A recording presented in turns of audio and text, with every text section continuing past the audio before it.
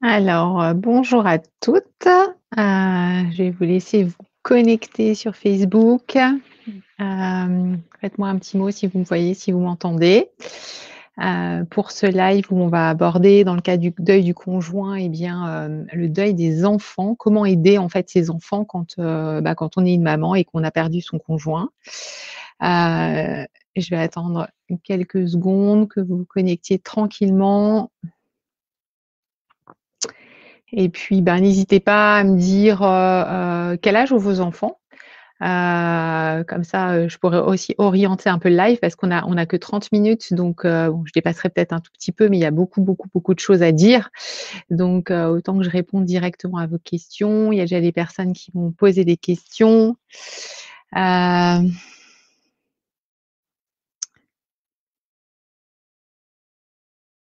super. Bonjour Océane, bonjour Véronique, bonjour Élodie. Alors je vous laisse vous connecter et puis de toute façon pour les personnes qui me verront en replay et ben, si vous avez encore d'autres questions, j'y répondrai. Alors je peux pas dans ce groupe répondre à toutes les questions, mais en tout cas un minimum c'est toujours possible et puis je sais aussi qu'entre vous, vous pouvez aussi vous donner des trucs, des astuces parce que vous avez toutes, aussi beaucoup d'expérience, hein. Vous êtes passées aussi par ces étapes-là avec les enfants et c'est intéressant aussi de partager, quoi. Donc mes filles sont 38, 35 et 28 ans. Donc ça, c'est des grands, c'est des adultes. OK, super. Mais il y a aussi des choses à dire sur les adultes. Hem, bon, bah, écoutez, ouais, je vois qu'il y a 5-6 personnes de connectées. Bah, écoutez, on va démarrer. Ma fille a 5 ans, OK. Ouais, c'est bien de me donner un peu des indications. N'hésitez pas à me poser des questions aussi tout au long du live, j'y répondrai peut-être à la fin. Alors aujourd'hui, alors c'est jamais, il y a tellement de trucs à dire sur l'accompagnement des enfants, qui ont perdu un parent et notamment un papa, alors moi j'ai fait le choix là déjà de vous donner des indications un petit peu sur, la conception que les enfants ont de la mort en fonction de leur âge. Alors je vais pas rentrer dans tous les détails, ça va être un chapitre entier ça va être un chapitre sur mon livre, La question des enfants, mais en tout cas, vous donner quelques indications. Déjà, entre 0 et 2 ans, souvent on me dit: «Non mais je vais pas lui expliquer que son père est mort parce que, il parle pas ou elle parle pas». En fait, c'est pas parce qu'un enfant ne parle pas qu'il ne comprend pas. L'enfant, bien sûr, à cet âge-là, ne connaît pas la mort, n'a pas idée de la conception de la mort, mais en tout cas, il ressent, ben, tout ce que sa maman va traverser, les angoisses, la tristesse, la sidération. Il va sentir autour de lui, des gros changements et cetera, donc il va ressentir les choses. Donc c'est important, j'en parlerai tout à l'heure, mais de parler aussi, même à un enfant de moins de 2 ans, de lui expliquer que son père est mort, c'est important. Même s'il a pas l'acquisition du langage, c'est important de dire ce qui se passe à cet enfant. Hem, Ça, c'est la première chose pour les moins de 2 ans. De 2 ans, on va dire à 5-6 ans, en fait, ils ont, une vision vraiment partielle de la mort. C'est-à-dire que, bien sûr, dans le quotidien, ils ont déjà, écrabouillé une mouche, un ver de terre, ils vont vous dire, «Il est mort», donc ça, voilà, ils voient bien ça. Dans les dessins animés, au journal télé, ils voient, voilà, des gens qui morts et cetera. Donc ils commencent à avoir une vision de la mort, mais qui une vision qui est un peu tronquée pour l'instant parce que pour eux, la mort n'est pas irréversible, c'est pas définitif. C'est-à-dire que oui, OK, on meurt, mais parce qu'il y a des super-héros et cetera, ben 30 secondes après, on a un nouveau vivant. D'ailleurs, ils jouent à ça, hein, ils se couchent par terre: «Je suis mort, tu m'as tué» et puis en fait, bah non, je suis pas mort. Donc en fait, ils ont pas conscience que la mort, elle est définitive et on va le voir tout à l'heure, c'est important aussi de leur expliquer ça. Ensuite, on va dire autour de 7-8 ans, 9 ans, jusqu'on va dire 11 ans, jusqu'à la préadolescence. Donc ils ont intégré complètement la conception de la mort. Par contre, il peut y avoir un moment donné vers, ouais 8-9 ans, 7 ans, ils peuvent penser que la mort est contagieuse. Ce qui fait que moi, régulièrement, on me raconte des trucs dans les cours de récréation, bah, voilà, un enfant a appris que le papa du copain est mort, donc ils se disent: «Ben, moi aussi j'ai un copain. Si je joue avec cet enfant, il va arriver des bricoles à mon père et mon père, il va aussi mourir. C'est pour ça que des fois, dans les cours de récré, on entend des phrases, terribles de certains enfants qui vont insulter d'autres enfants parce que, comme ouais, j'ai entendu une cliente me dire: «Bah, mon fils, il a été insulté de fils de pendu», quoi. Le môme, il avait 8 ans. C'est hyper, hyper violent parce que cet enfant-là, en fait, il était persuadé que cette mort, elle allait être contagieuse et que son papa allait mourir. C'est exactement ce qui peut se passer. Donc il y a aussi à un moment donné à expliquer que la mort, elle est pas contagieuse, que ça se transmet pas. Donc ça, c'est hyper important. À partir de, on va dire 11, 12 ans, la préadolescence, l'adolescence, là, ils ont acquis vraiment la conception de la mort. Ils ont bien compris que quand on meurt, on ne revient pas, c'est définitif. Mais en fait, vous allez traverser aussi une autre période, c'est qu'en fait, eux, ils ont, alors déjà souvent les ados, ils veulent absolument pas se montrer vulnérables, hein. Ils sont forts, ils pleurent pas, ils veulent pas montrer leur vulnérabilité. Et puis, ce qui est hyper important, c'est la loyauté, c'est la transparence. Donc souvent, à cet âge-là, à l'adolescence, à la préadolescence, ils peuvent aussi, comment dire? Se définir un peu comme le garant, de la mémoire, en fait, de leur père, quelque chose d'intouchable qu'il faut pas toucher. Donc il faudrait pas changer les choses dans la maison, il faut pas, il faut protéger un peu la mémoire de leur père. Donc il peut y avoir beaucoup de conflits par rapport à ça. Donc soit ils vont, être dans les premiers temps, ils peuvent être très, très protecteurs vis-à-vis de leur mère, même à se couper, de leur vie d'adolescent.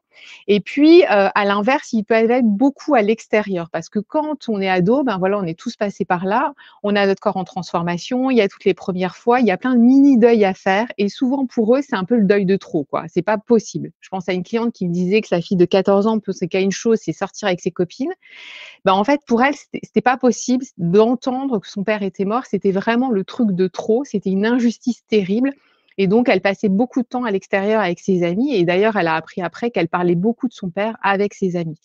Donc en tout cas, c'est un moment où ils vont être à la fois, ils peuvent être hyper introvertis, dans leur chambre, à pas parler du tout de leur père ou alors, ils sont un peu coincés parce qu'ils ont quand même envie de rentrer en communication avec vous, mais ils vont y aller, franco, des fois de façon un peu agressive, des fois de façon violente, pour vous faire des reproches et cetera. Donc ils vont maintenir la communication comme ça. Donc voilà un peu sur les étapes, sur les en fonction des tranches d'âge, voilà, de la conception de la mort de chacun. Je rentre pas dans les détails, hein, je fais soft. Hem Quel que soit l'âge des enfants, moi, ce qui me semble primordial de dire ce soir, je vais aller à l'essentiel, c'est que, premièrement, il faut leur dire la vérité. Quel que soit l'âge des enfants, il faut leur dire la vérité. Ça veut dire quoi concrètement?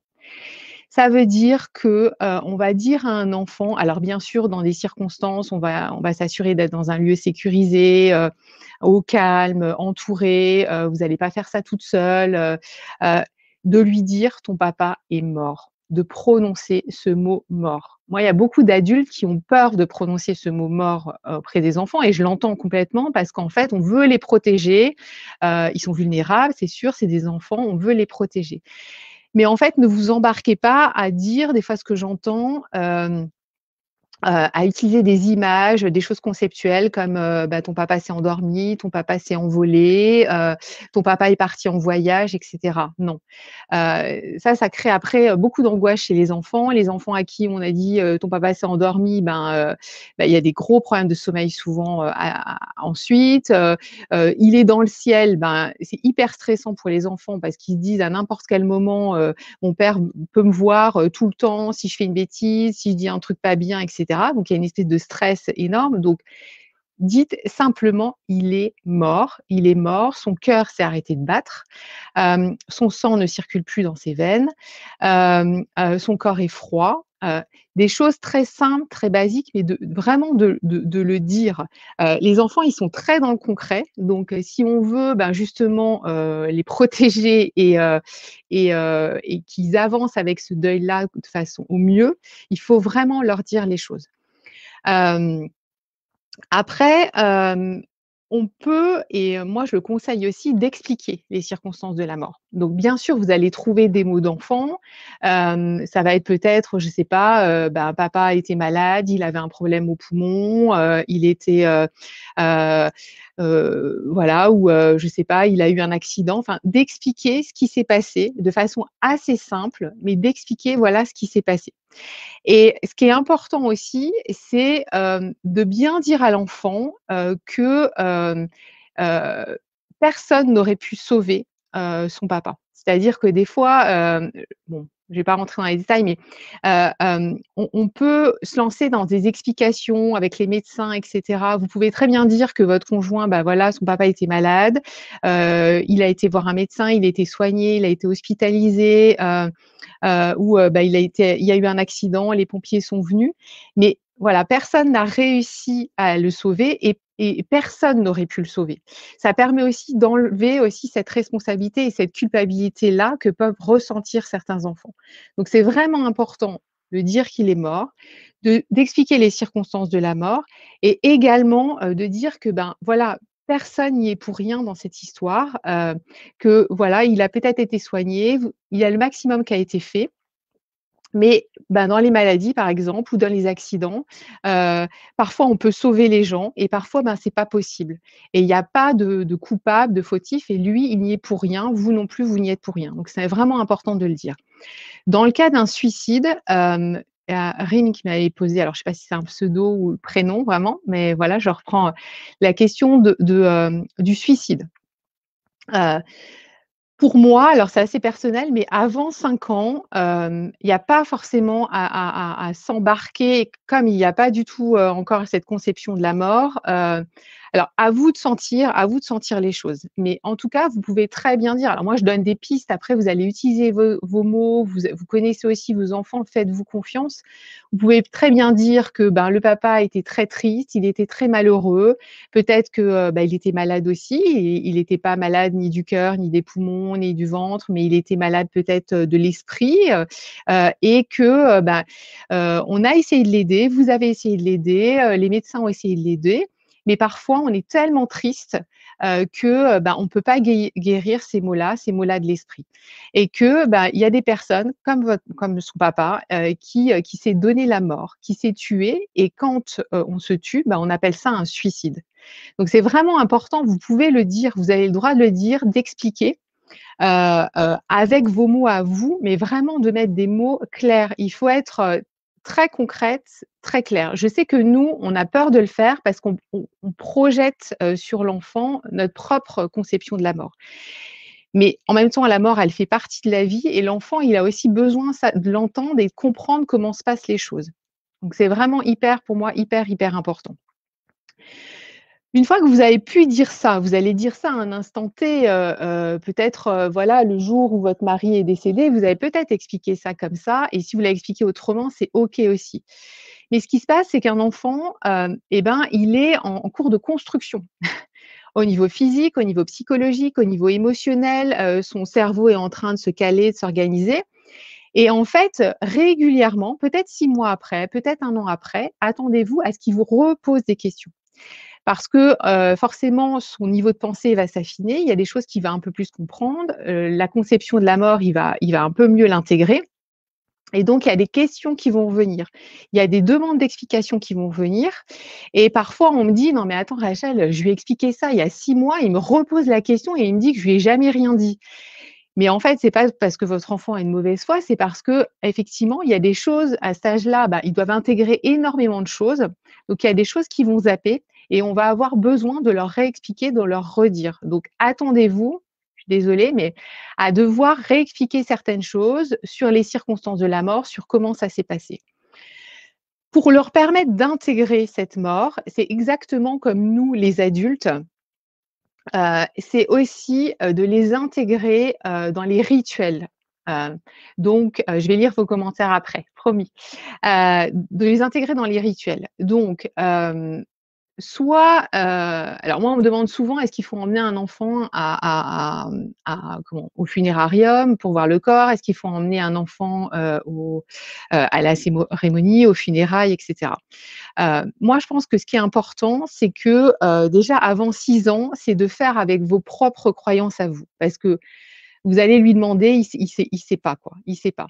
Il y a, moi dans mes clientes, des clientes qui ont emmené leurs enfants au funérarium, voir le corps de leur conjoint. Les enfants avaient 3 ans, 5 ans, pour elles, c'était OK. Il y a des familles où c'est OK de voir le corps et c'est important. Donc si pour vous, c'est votre croyance et ce qui est important pour vous, emmenez-les avec vous et c'est OK, mais en leur expliquant ce qui va se passer.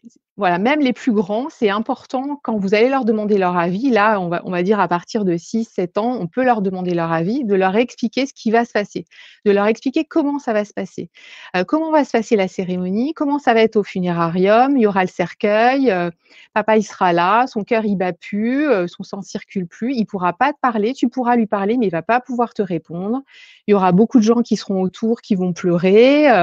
On va peut-être, alors en fonction de vos croyances, hein, chanter, allumer des bougies, parler de lui, il y aura peut-être de la musique et cetera. Bien expliquer comment ça va se passer pour vraiment, voilà, lui demander s'il veut venir ou pas. Il peut aussi dire oui et puis, ben, vous vous organisez pour qu'il sorte de la cérémonie avec quelqu'un de confiance, voilà, si c'est trop compliqué pour lui. Donc peut-être que ça s'est passé comme ça pour vous, peut-être que ça s'est pas passé et que l'enfant n'a pas vu le corps et ça, il y a pas d'obligation, n'a pas été non plus à l'enterrement. Mais c'est important après, ce qui me paraît vraiment capital, c'est de l'intégrer, de l'embarquer aussi dans les rituels du deuil après, plus tard. Ça veut dire, les dates anniversaires, ça veut dire, les dates anniversaires de la mort, peut-être l'anniversaire de votre conjoint. C'est de le faire participer à ces rituels-là. Pourquoi? Parce que les rituels, ils sont importants pour les vivants, ils sont importants pour les vivants pour intégrer, pour qu'on puisse intégrer cette mort, qu'on puisse traverser au mieux ce deuil. Ils sont importants pour les adultes, mais aussi pour les enfants. Donc de ne pas les mettre à l'écart de ces rituels, de vraiment les intégrer à ça et de pouvoir aussi, oui, les faire participer à ça, sous différentes formes. J'ai déjà parlé des rituels, je ne vais pas y revenir, mais les impliquer aussi. Il y a peut-être des choses qu'ils ont envie de faire, à la date anniversaire de la mort de leur papa. Il ne faut pas hésiter à leur proposer. Souvent, ils sont hyper créatifs, ils sont beaucoup plus créatifs que nous, les adultes. S'ils veulent pas, ils veulent pas, mais en tout cas, leur faire des propositions, je trouve ça vraiment très, très important. Hem Ensuite, un point, important, c'est qu'après des fois on me dit: «Mais Rachel, j'ai expliqué, comme une personne disait dans le groupe, j'explique à ma fille de 3 ans, que son papa est mort, je dis le mot mort et cetera». Je m'aide aussi, ça c'est un truc aussi de CD de livres jeunesse, qui parlent de la mort. Souvent les livres jeunesse, ils sont super bien faits, ils vont dire droit au but, ils tournent pas autour du pot. Ils utilisent des mots doux, des mots, des fois même de l'humour et cetera. Donc ça peut être un super support aussi pour parler de la mort. Et des fois, on me dit: «Mais je fais tout ça et mon fils, ma fille me dit, "Non mais papa, quand est-ce qu'il va revenir?" et cetera». Donc c'est important de répéter parce qu'il va leur falloir du temps dans leur petite tête pour intégrer le truc et puis c'est important aussi, peut-être des fois, ce qui est important pour qu'ils voient que papa n'est pas parti, que papa n'est pas fâché contre eux, qu'ils ne sont pas responsables, c'est d'aller, sur les lieux de recueillement, c'est-à-dire que d'aller au cimetière, d'expliquer: «Ben voilà, papa il est là au cimetière ou au jardin des souvenirs». Heu, voilà, d'expliquer tout simplement, il est là et d'expliquer qu'il est dans un cercueil. Expliquer le cercueil. Aussi, s'il est dans un cercueil, s'il a été incinéré, expliquer, montrer un cercueil, par exemple, sur internet, c'est hyper important parce qu'en fait, les enfants, hem, ils comment dire? Ils peuvent, comme ils prennent les choses au sens brut, j'avais parlé l'autre jour d'une petite fille qui me disait, «Ma maman, elle doit être triste, elle est toute serrée dans une petite boîte, Rachel», et la petite boîte pour elle, c'était associé à la boîte Tupperware, en fait. Donc Donc pour elle, c'était horrible parce que sa maman était toute nue dans cette petite boîte Tupperware, c'était pas possible. Donc avec le papa, voilà, j'ai accompagné le papa pour expliquer, pour montrer, ben, un cercueil, voilà, elle a de la place, il y a des beaux coussins, elle est habillée, elle est toute jolie et cetera et pouf, ben, les angoisses sont redescendues, rapidement, quoi. C'est une petite fille qui a été très, très angoissée et de savoir ça, ça l'a hyper, hyper apaisée. Donc c'est vraiment, important aussi d'aller sur le lieu, voilà, si c'est un jardin des souvenirs, ben, de montrer, d'expliquer. Ça permet aussi des fois d'intégrer, de réaliser, ben, que non, mon papa, il va pas revenir. Alors après, moi, je vous donne des indications, mais c'est vrai que ça va être différent aussi d'un enfant à l'autre en fonction de l'histoire familiale, en fonction, il y a des enfants qui intègrent très rapidement, que la mort, bah, c'est définitif et puis d'autres pour qui il va falloir un peu plus de temps. Ce qui est toujours important, c'est de leur dire aussi que leur papa les aimait fort, vraiment, qu'il les aimait fort et que, vous aussi, vous les aimez fort et qu'ensemble vous allez travailler, ouais, c'est un vrai travail, traverser aussi cette épreuve-là ensemble, que, oui, c'est difficile, que peut-être que parfois vous allez pleurer et j'ai envie de vous dire, ne bloquez pas non plus, vos larmes parce que c'est OK aussi, alors sans déborder parce que l'enfant il a quand même besoin de sécurité, mais en tout cas, si des fois vous êtes ému, qu'il y a une larme, bah, c'est OK parce que l'enfant il voit aussi qu'il est pas tout seul à être triste et que vous aussi vous exprimez vos émotions. Des fois, on me contacte en séance gratuite, on me dit: «Rachel, je veux pas d'accompagnement, mais je veux que mes enfants aillent bien et cetera». Et parce que mon fils n'exprime pas ses émotions. Et quand je demande à cette personne: «Mais vous, est-ce que vous exprimez vos émotions?» «Ah non, non, moi je leur montre rien».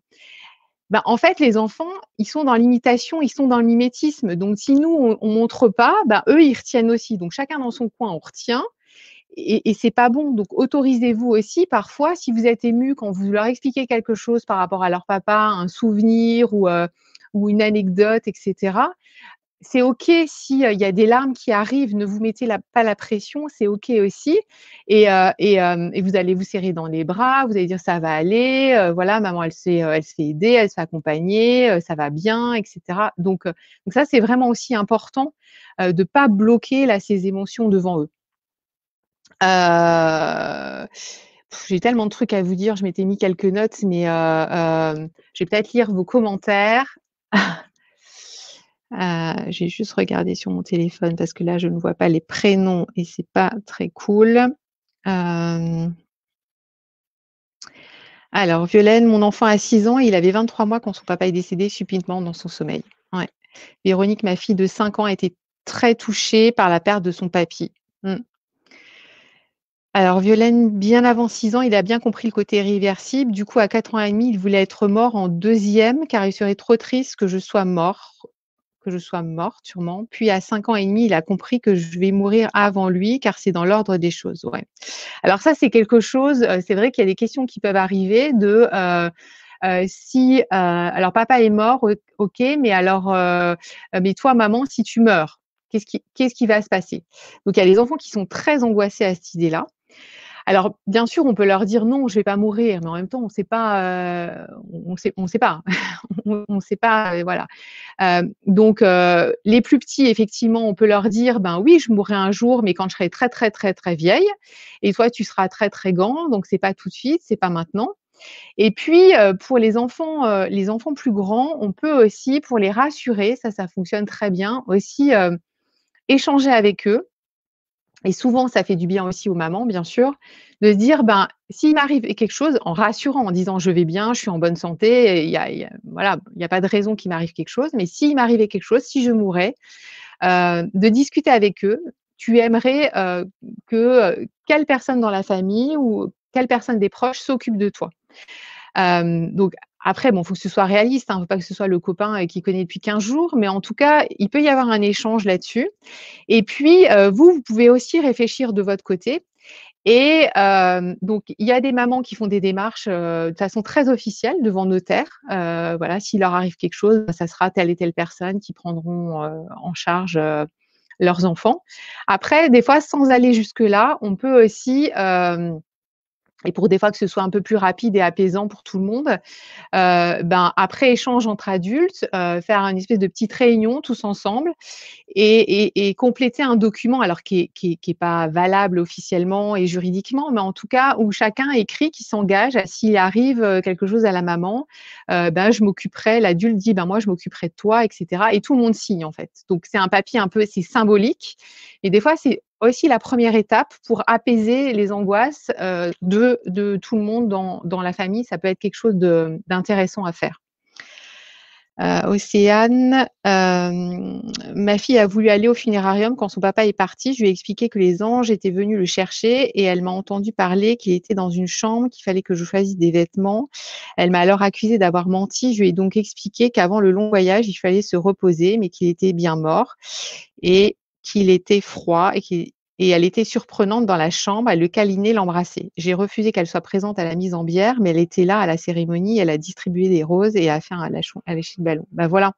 Donc on voit en plus qu'elle, elle était là, elle n'était pas effrayée aussi, hein, quand vous dites que, elle était près de lui, qu'elle le câlinait, qu'elle l'embrassait. On voit bien qu'ils n'ont pas du tout le même, rapport du tout à la mort, que nous, quoi. Donc c'est intéressant, ouais. Hem alors, je n'arrive pas à expliquer la crémation, elle n'a jamais posé la question, mais c'est un tabou.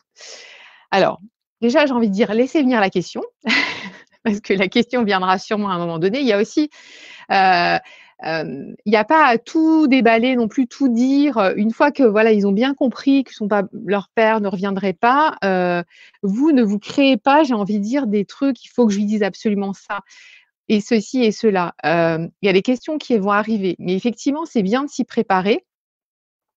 Tranquillement.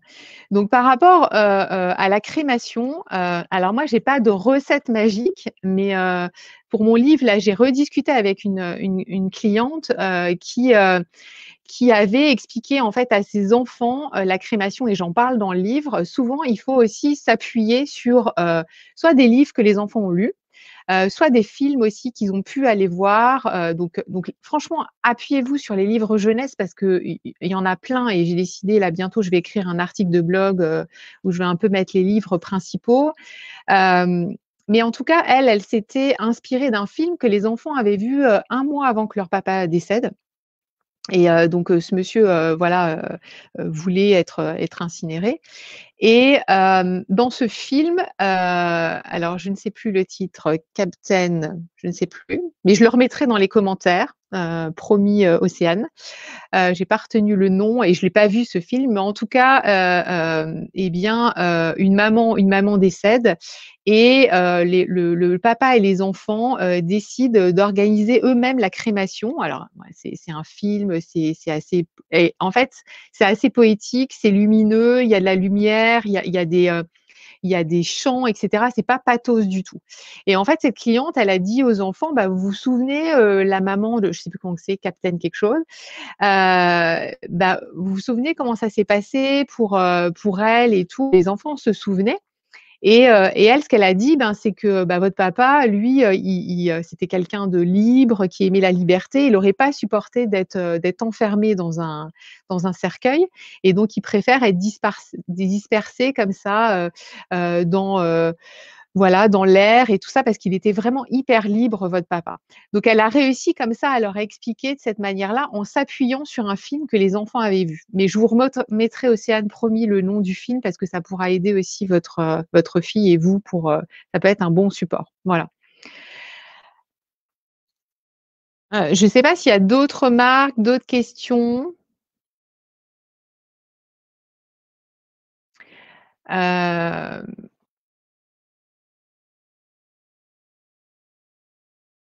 peut-être, peut-être dire aussi quelque chose que j'entends, je vais juste regarder s'il y a d'autres questions, d'autres choses. Hem, souvent on me dit, «Je veux pas me faire accompagner, je j'en ressens pas le besoin, j'ai pas envie et cetera, mais je veux que mes enfants soient aidés». Donc du coup, il y a beaucoup d'enfants qui sont emmenés, chez le psy et cetera. Puis on me dit: «Oui, il y a pas de résultat, ça va pas» et cetera et cetera. Moi, je pense que c'est pas toujours un bon calcul de, bien sûr qu'on veut qu'ils aillent bien et souvent ils vont pas mal, hein, ils vont bien. Enfin moi, les enfants, de mes clientes, quand je les entends et tout ça, ils avancent dans leur deuil, ils cheminent, ils sont très résilients en général, vraiment. Hem, Ce qu'il y a aussi, c'est que, pourquoi ils sont très résilients? Parce que c'est des mamans qui se font accompagner. Et en fait, plus vous allez être au clair, avec votre deuil, avec l'idée de la mort, plus, vous allez pouvoir en parler librement avec vos enfants. Et les enfants, en fait, quand en face d'eux, ils ont quelqu'un qui est au clair, qui accepte de parler de la mort sans tabou, qui accepte de parler de leur père sans tabou, ils y vont. Ils s'autorisent à vous poser des questions et ils sont même intéressés par les questions de la mort. Ils sont très curieux de ça, ils ont besoin de comprendre et ils vont vraiment s'autoriser à poser des questions. Donc, quand vous faites accompagner par un thérapeute comment dire? Qui est formé sur le deuil, c'est aussi un moment où vous allez pouvoir ensemble, réfléchir à comment aborder les choses et vous donner des billes pour avancer et pour aider vos enfants. Ça, c'est hyper, hyper important de le savoir aussi et en fait, on fait pas chacun, comment dire? On va cheminer ensemble. Alors, bien sûr qu'il y a les enfants qui ont peut-être besoin, d'être accompagnés un peu plus. Moi, je travaille avec une association qui anime des ateliers, pour les enfants endeuillés et d'ailleurs, vous retrouverez sur mon blog, sur mon site internet, j'avais interviewé, Céline et Patricia qui animent ces ateliers.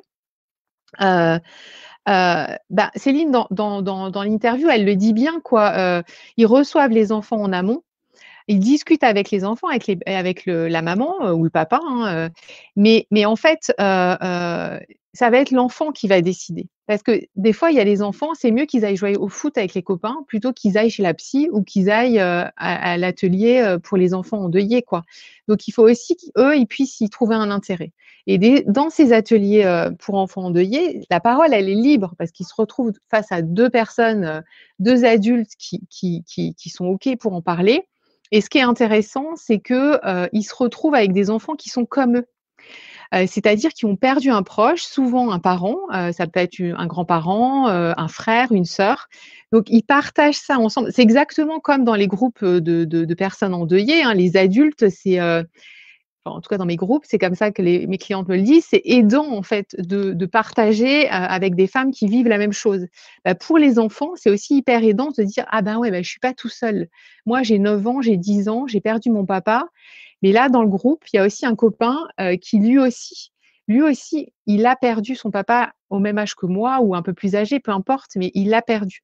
Donc ça va aussi, aider, c'est rassurant de voir qu'on n'est pas tout seul quand on est enfant, à vivre aussi la même chose. Donc si jamais, voilà, près de chez vous, il y a aussi des associations qui font ça, c'est des choses qui sont très intéressantes aussi pour les enfants, mais c'est pas une obligation parce que tous les enfants n'ont pas besoin de ça il y a des enfants qui s'en sortent très bien en échangeant, avec des adultes autour d'eux, avec vous en tant que maman, quoi. Heu,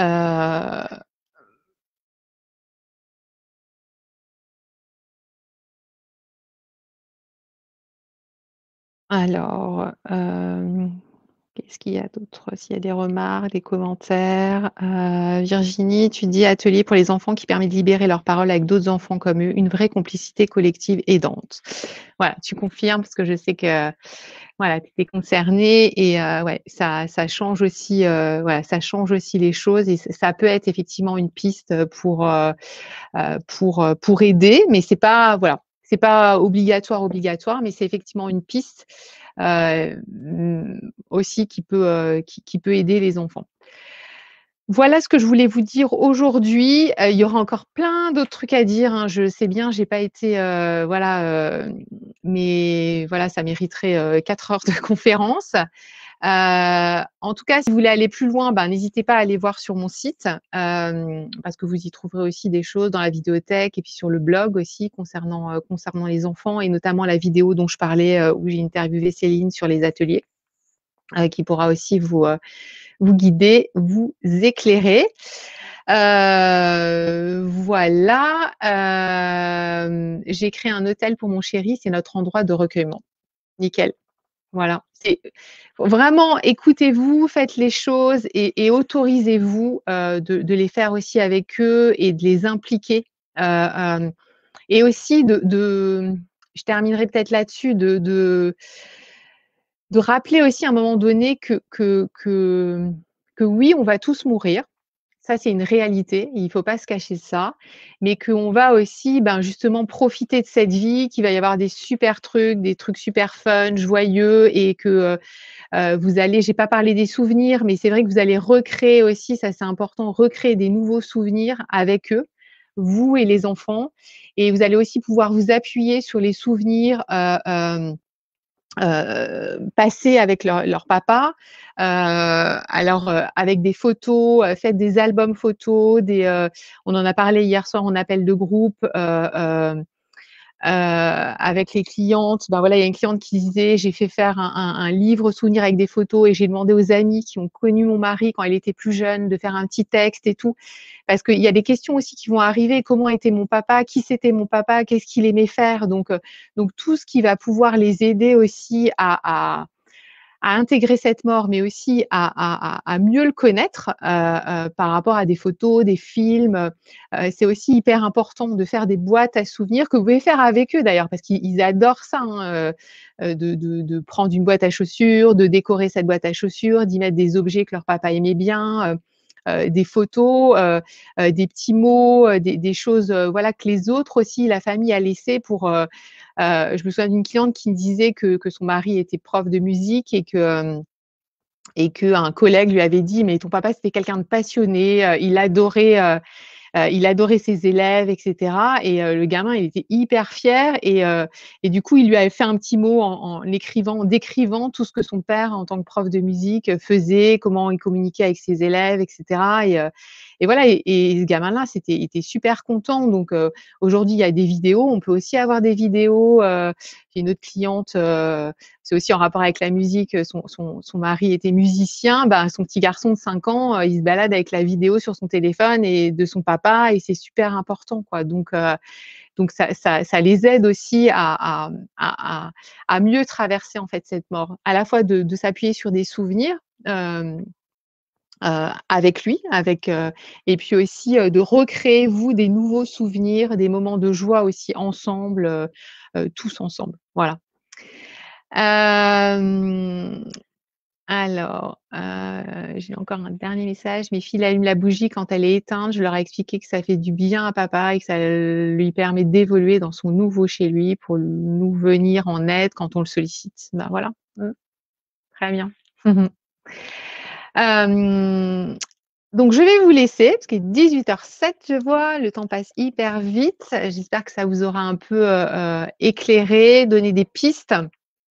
La semaine prochaine, on sera encore, sur cette thématique-là, parce que je ne serai pas toute seule la semaine prochaine sur le live. Je serai avec Élodie Baguet, qui est la cofondatrice, des Ailes de Fée, qui, a pour but aussi, bah, justement, de parler des enfants orphelins de père ou de mère et de parler de ces enfants-là, de dire que, il y a beaucoup d'enfants, en France, alors j'ai pas le chiffre en tête, mais qui ont perdu un parent, que c'est important d'en parler, que ça doit pas être tabou, qu'à l'école, on doit aussi, savoir, accueillir ces enfants-là et donc Aurélie a créé cette association et elle a, réalisé, l'année dernière, 2019-2020, je ne sais plus, ça doit être 2019, le rallye des gazelles pour mettre en avant aussi cette association avec son amie Nathalie.